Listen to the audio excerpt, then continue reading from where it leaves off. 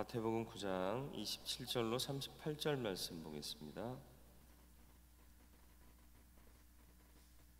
마태복음 9장 27절로 끝절까지입니다.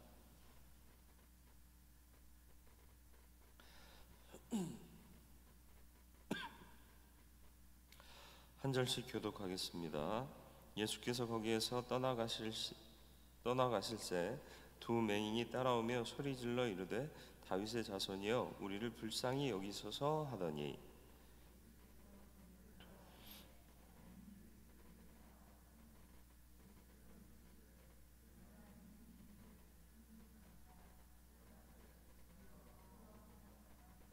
예수께서 그들의 눈을 만지시며 이르시되 너희 믿음대로 되라 하시니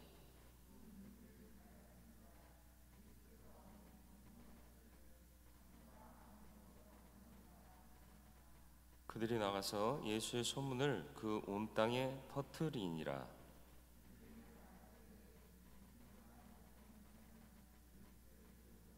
귀신이 쫓겨나고 말 못하는 사람이 말하거늘 무리가 놀랍게 여겨 이르되 이스라엘 가운데서 이런 일을 본 적이 없다 하되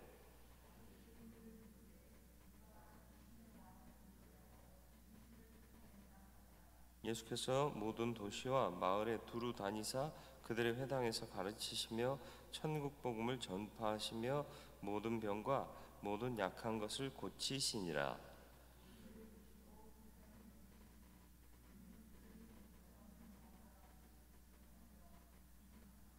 이에 제자들에게 이르시되 추수할 것은 많되 일꾼이 적으니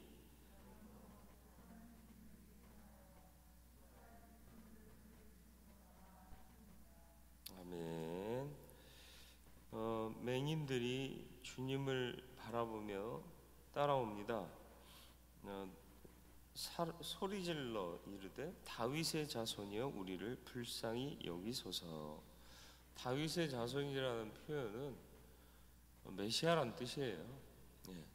자기들이 기다리던 메시아다, 그걸 인정한 거거든요. 근데 집으로 따라 들어온 그들에게 내가 능히 이 일을 할 줄을 믿느냐? 그렇게 얘기를 해요. 메시아라고 고백한 사람들에게 다시 한번 믿느냐? 묻는 이유는 뭘까요? 우리가 미사여구를 동원하고 주님을 높이 찬양하고 높여드릴 수 있어요.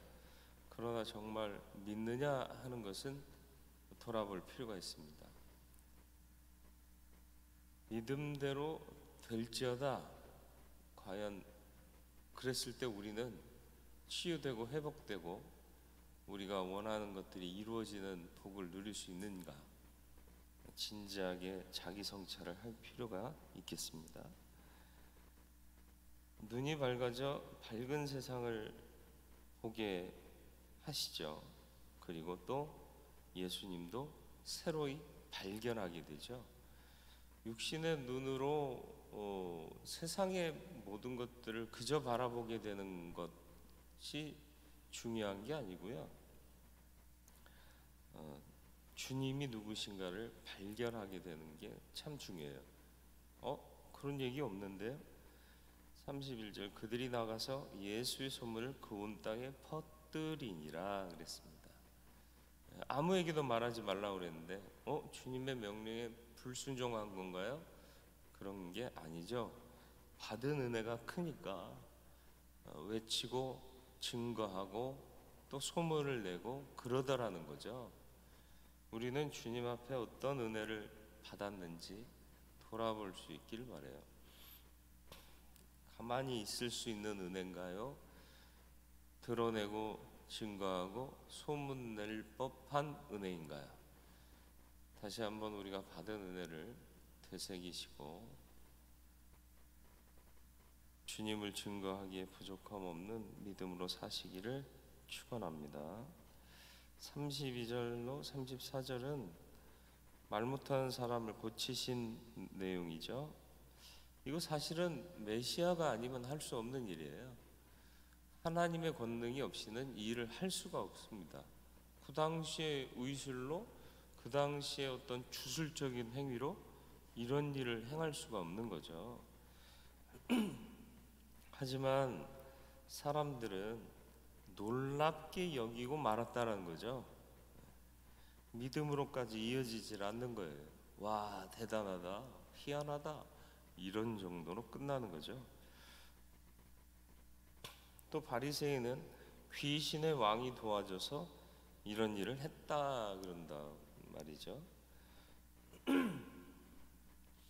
아무리 명백한 진리라도 내가 그걸 제대로 바라보지 않으면 아무 소용이 없는 거죠. 아무리 진리의 말씀이 들려진다 해도 내가 귀를 막아버리면 들을 수가 없게 되는 겁니다. 마음을 닫으면 아무리 좋은 것도 내 것이 될 수 없다라는 것입니다. 항상 귀를 열고 눈을 열고 마음을 열고 주님의 역사를 기대하고 바라는, 그리고 주께서 역사를 행하실 때 보고 듣고 인정할 수 있는 믿음이 우리 안에 있기를 바랍니다. 35절로 36절이요. 온 도시 마을 다니며 천국 복음 전파하고 병과 약한 것을 고치셨다. 또 무리를 보고 불쌍히 여기셨다. 연약한 자들을 외면하지 않으셨고요. 항상 그들을 긍휼한 마음으로 보셨습니다.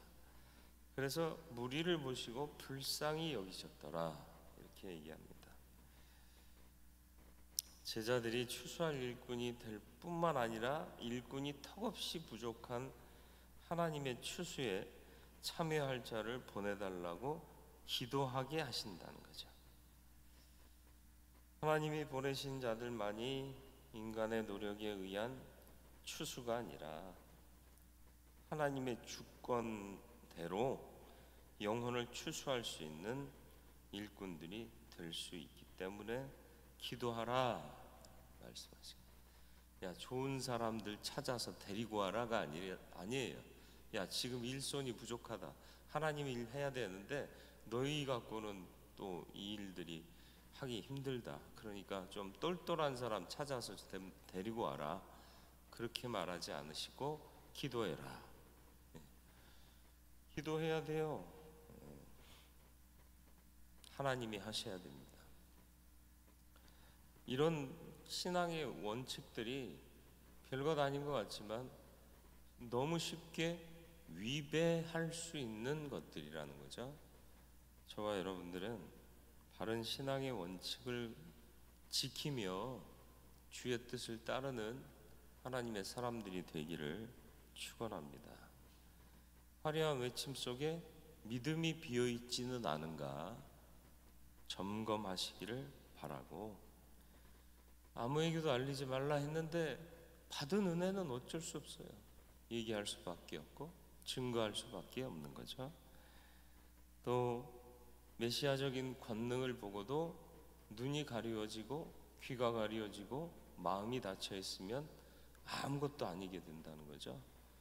하나님의 역사를 향하여 눈을 열고 귀를 열고 마음을 열고 볼 수 있는 은혜의 사람들이 되시기를, 은혜 받는 사람들이 되시기를 축원합니다.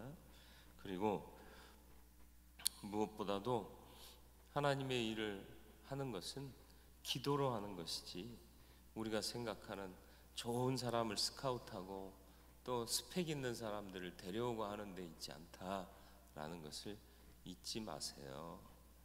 그래서 하나님의 은혜의 역사가 하나님의 뜻대로 이루어지게 되는 그런 일들이 믿음의 공동체 안에 있어지도록 함께 해주시기를 바랍니다.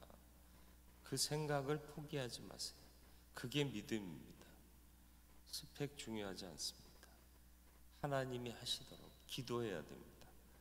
늘 그런 믿음으로 사는 저와 여러분들이 되기를 축원합니다. 거룩하고 자비로우신 아버지 하나님, 하나님의 은혜와 사랑을 감사드립니다. 언제나 주 영광 나타내는 믿음으로 사는 자 되게 하여 주옵소서. 믿음의 눈이 열리게 하시고 귀가 열리게 하시고 마음이 열리게 하셔서 하나님 주시는 은혜 놓치지 않게 하여 주옵소서.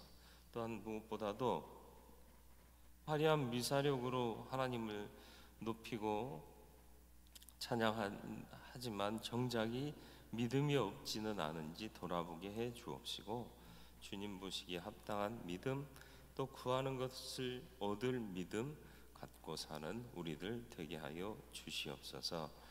언제나 주 영광 나타내는 삶을 위해 기도하게 하시고 주의 역사가 주 뜻대로 이루어지기를 기도하며 순종하는 믿음의 사람 되게 하여 주옵소서.